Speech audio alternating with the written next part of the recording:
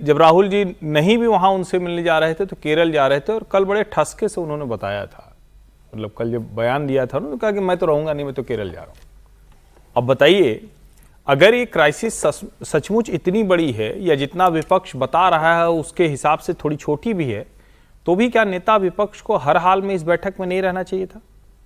अब लेकिन उनकी प्राथमिकता नहीं है, तो बात करना ये कहने के लिए अच्छा है, ये एक मसला है।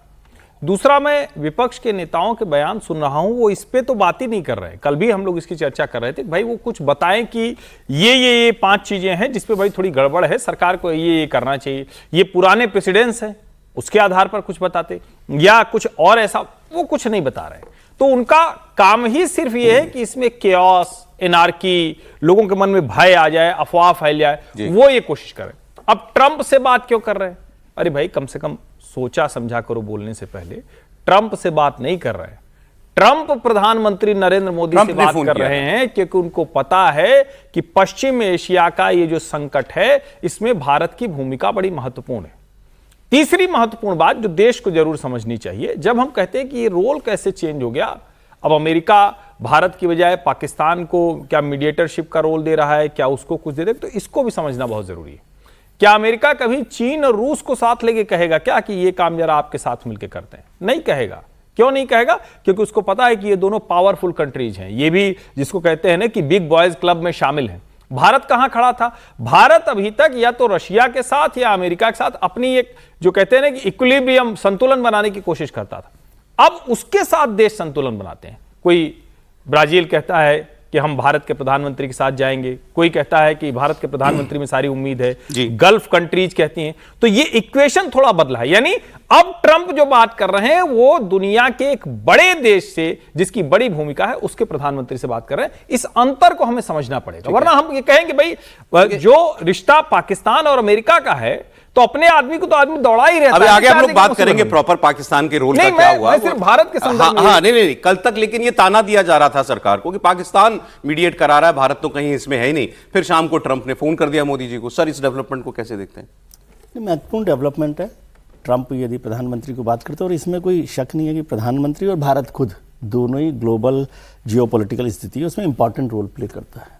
दोनों लोग, प्रधानमंत्री भी और भारत भी। भारत इतना बड़ा देश है तो उसकी ताकत है, और ट्रंप ने बात की है तो बेहतर बात है कि वो समझने की तैयारी कर रहे होंगे, कोशिश करेंगे कि प्रधानमंत्री की क्या भूमिका हो सकती है, प्रधानमंत्री या भारत क्या कर सकता है। तो मैं उसको भी एक महत्वपूर्ण डेवलपमेंट के तौर पर देखती हूँ। लेकिन ट्रंप पर भरोसा करना थोड़ा सा जल्दबाजी होगी, क्योंकि जब ट्रंप साहब ने बात की तो उन्होंने पाकिस्तान में JD वैंस साहब को भेज दिया, अपने वाइस प्रेसिडेंट को, विमान लेकर। तो वो क्या बैलेंस करना चाहते हैं, क्या उसको प्रायोरिटी देना चाहते हैं, ये सब भी भारत को देखने की ज़रूरत है। लेकिन मैं इसको उससे नहीं देखता। प्रधानमंत्री के साथ बात की है वो एक, मैं समझता हूँ जरूरी था ट्रंप के लिए कि वो इतने बड़े संकट में प्राइम मिनिस्टर के साथ बात करके उसको देखे। संजय राउत जो कह रहे हैं उसका कोई मतलब नहीं, दोनों बातें इंपॉर्टेंट है। ट्रंप से बात होना भी, ट्रंप के साथ मतलब बातचीत होती रहे, शामिल रहें, और विपक्ष के साथ बातचीत के लिए भी बातचीत हो, दोनों अलग अलग चीज़ें। इसमें कोई ऐसा नहीं है कि नहीं हो रहा। और आज विपक्ष के नेताओं के साथ सर्वदलीय बैठक हो रही है, लेकिन इंपॉर्टेंट बात क्या है कि न विपक्ष के नेता मौजूद हैं न प्रधानमंत्री मौजूद हैं। तो अब किसको क्या कहें? चलें, ठीक है सर। पहले अब एक जरा इस पर आगे हम लोग बात करें, उससे पहले जरा देश का अपडेट आपको दे देते हैं। क्या हालात इस वक्त भारत के अंदर बने हुए हैं और क्या हालात दुनिया में बने हुए हैं, ये भी आपको बताएंगे। मिडिल ईस्ट या पश्चिम एशिया जो भी कहिए, इसकी जंग जारी है और घमासान खाड़ी देशों में मचा है, लेकिन भारत पर भी इसका असर पड़ रहा है।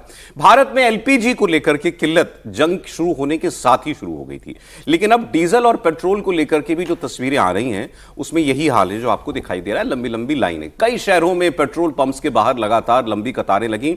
लोग सुबह से तड़के 5 बजे से पेट्रोल पंप पर पहुंच गए ताकि ऑफिस जाने से पहले कम से कम गाड़ी का टैंक फुल करा लें। नागपुर में, हैदराबाद में, ऐसे शहरों में बड़ी संख्या में पेट्रोल पंप्स पर लोग पहुंचे। कई जगह पेट्रोल पंप्स पर बोर्ड लगा था कि स्टॉक खत्म हो चुका है। कल रात को भी दफ्तरों से लौटते वक्त लोगों की पेट्रोल पंप्स पर लंबी लाइनें लगी थी। आज सुबह होते ही फिर इस किस्म की तस्वीरें आने लगी। पेट्रोल पंप्स के बाहर लोगों की भीड़ की तस्वीरें नागपुर, हैदराबाद जैसे शहरों से नहीं आ रही हैं। तमाम कई शहरों में ऐसा पैनिक जैसा आलम दिखाई दे रहा है।